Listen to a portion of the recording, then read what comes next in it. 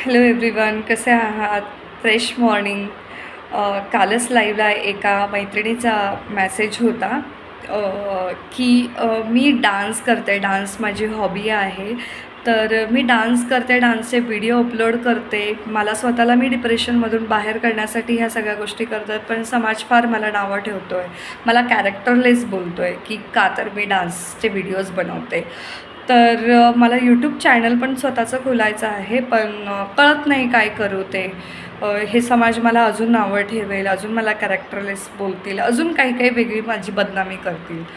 तर मला ताईला एवढं सांगायचं आहे, मी ह्यापूर्वीही व्हिडिओमध्ये तेच सांगितले, तुमची जी काही हॉबी आहे ती हॉबी वाईट नाही आहे.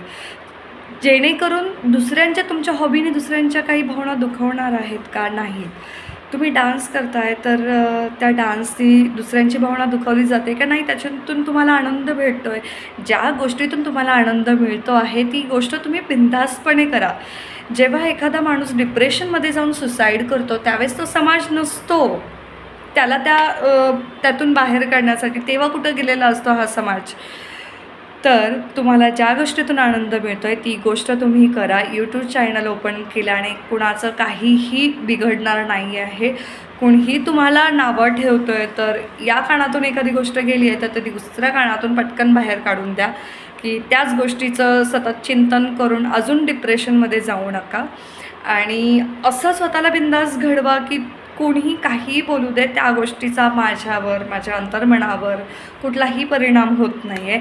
अशा पद्धतीने तुम्ही त्या समाजापुढे वावरा आणि बिनधास्त तुम्हाला जे करायचं आहे ते करा.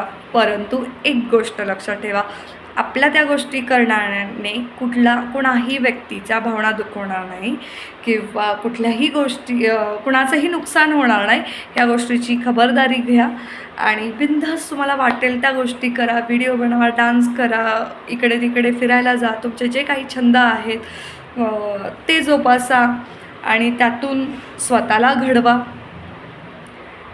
All the best.